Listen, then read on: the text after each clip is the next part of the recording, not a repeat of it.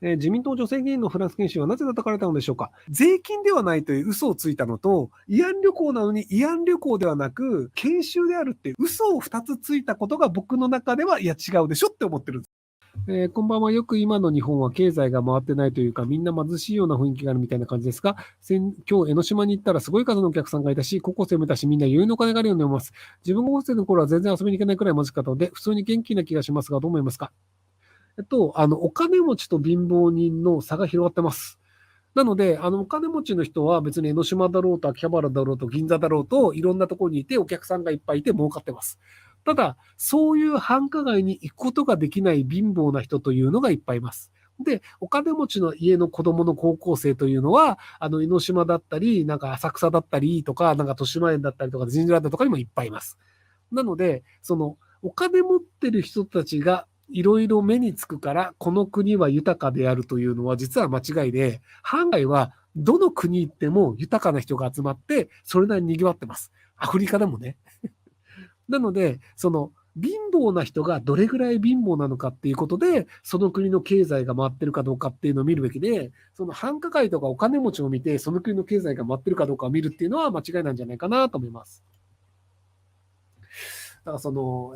政治家の人が、日本がうまくいってるというふうに思いがちなのって、政治家の人って周りは政治家だし、で、政治家に寄付するような人に会うんですよ。なので、講演会だったりとかって、それなりに経営がうまくいってる人なんですよ。要はその経営うまくいかなかったら、政治家の支援なんかやる暇ないからね。なので、自分の周りにいる人はそれなりに回ってるから、あ、日本はうまくいってるんだって思いがちなんですよ。なので、自分を支援する人以外の人に目を向けられるかどうかっていうの結構大事で、政治家を支援できるような人って、基本金持ちか暇な人なんですよ。なので、政治家のなんかボランティアで手伝いますって言ってる人って、働かなくても生活できる余裕のある人なんですよ。ボランティアができるって。だから本当に貧乏な人は、そんな暇ねえよっていう。要は、仕事2つ掛け持ちして借金返してますみたいな人だと、もう別に政治家のボランティアをするような暇すらないんですよ。なので、どれだけ自分と関係ない人を見ることができて、関係ない人を助けようと思えるかどうかっていうのが、割と政治家にとって重要なんですけど、ただ、残念ながら、政治家のボランティアもできないぐらい貧乏な人は、投票に行く暇もありません。なので、本当に貧しくて忙しくて大変な人が、いくら幸せになるような政策をやったとしても、残念ながら投票には来てくれません。なので、貧乏な人はより貧乏なままずっときついままっていうのが日本の構造なんじゃないかなと思います。太平洋戦争の終結はアメリカと日本のみで語られるが、ソ連の存在は無視できない。アメリカが原爆投下しなくても少なくとも46年4月を日ソ中立条約執行まで待てば、日本には無条件降伏の選択肢がなくなっていたであろう。日本政府は44年8月からソ連仲介を頼みの綱に終戦工作を行っていた。無条件降伏の決定では原爆投下ではなくソ連参戦である。ただ原爆投下がないままソ連が日本へ参戦告していたとすると、日本は分割されるか、また今の朝鮮半島のように南北に分裂しただろう。はあ。でもあれ、ヤルタ会談でしたっけ？そのアメリカとソ連と、あれ、あとイギリスだっけ？で、もうなんか、とりあえずこの時に原爆を落としていくからロシアも参戦してよっていうのを確かやってたんですよね、会議として。なので、結局その原爆を落としてロシアが参戦するよっていうのは、日本以外のところでは決まっていたので、なので、要は原爆が落ちたからロシアが来たというわけではなく、もともともう日本の負けは決まってたよね。で、決まってる中で、じゃあ最後の一発ここら辺でやるから、みんなでせーので攻めようぜっていうのを決めたっていう状態なので、なので、その原爆なのかロシアなのかっていう、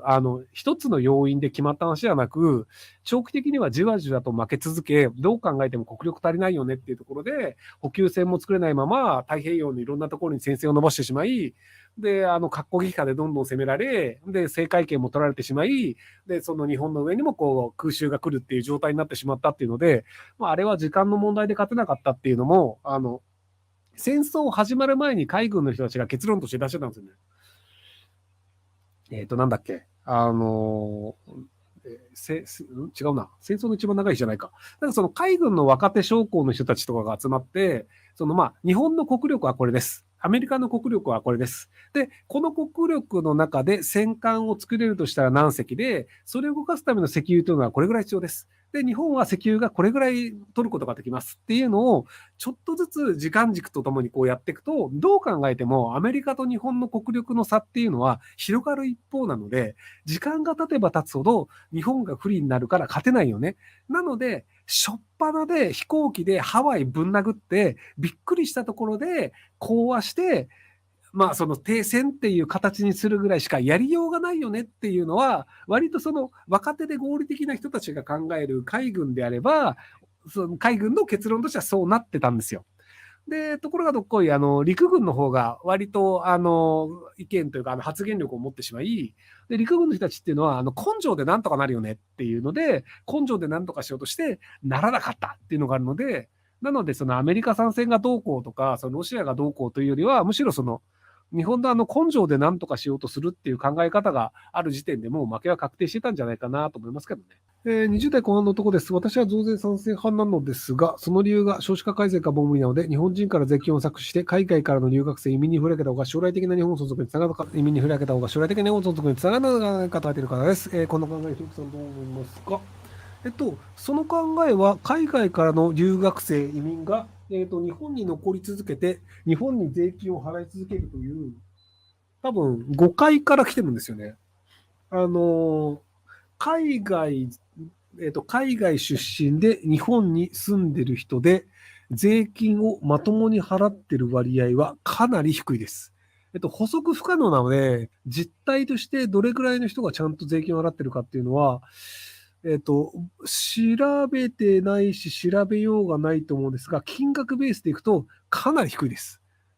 要するにじゃあ日本でなぜ働いてるかっていうと、例えばじゃあ、東南アジアから日本に来ました。で、働いている人というのは、そのお金を東南アジアに送金するために働いたりするんですよ。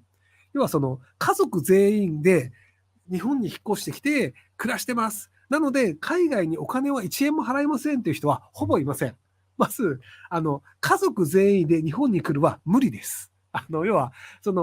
何らかのその資格で来たとしても本人しか来れなくて、なので親戚とか家族とかを日本に呼ぶことは日本のビザのルールではほぼできません。なので稼いで地元、東南アジアだったり自分の母国に送金します。で、そこで生活するってなるので、なので極力日本で税金を払わないようにします。なので残念ながら、その移民だったり、その海外の人の留学生というのを増やしたとしても、そのお金というのは日本で回るのではなく、海外に流れるだけで、より厳しい、あるいは経済的には日本は厳しくなるんじゃないかなと思います。少し前の話ですが、自民党女性議員のフランス研修はなぜ叩かれたのでしょうか。現時点では研修自体が無意味だと判断もできないと思いますし、議員が税金をどう使おうが勝手で国民が意見することはないと思うんですが、それなら自民党を投票しなければいいのにと考えています。ひろきさんのお考えをお伺いしたいです。僕はちょっと分かりづらいポジションなんですけど、あの別にその自民党の党費で税金が含まれてて、外遊してもいいんじゃないか派なんですよ。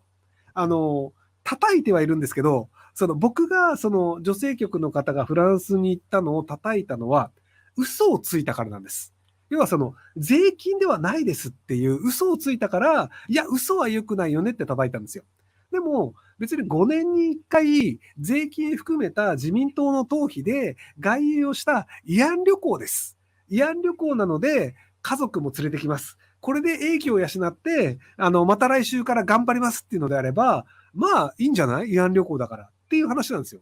僕はね、まあ、パリに行くこと、フランスに行くことがダメだっていう人もいるんですけど、要は税金ではないという嘘をついたのと、慰安旅行なのに慰安旅行ではなく、あくまで研修であるっていう嘘をついたっていう、嘘を2つついたことが僕の中では、いや違うでしょって思ってるんですよ。いや、別に、大した額じゃないんですよ、実際。いや、まあ、30万円出して、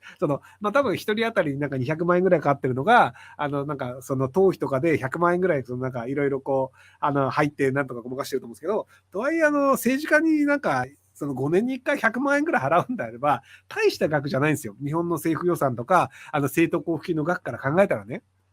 なので、それぐらいの話ではない、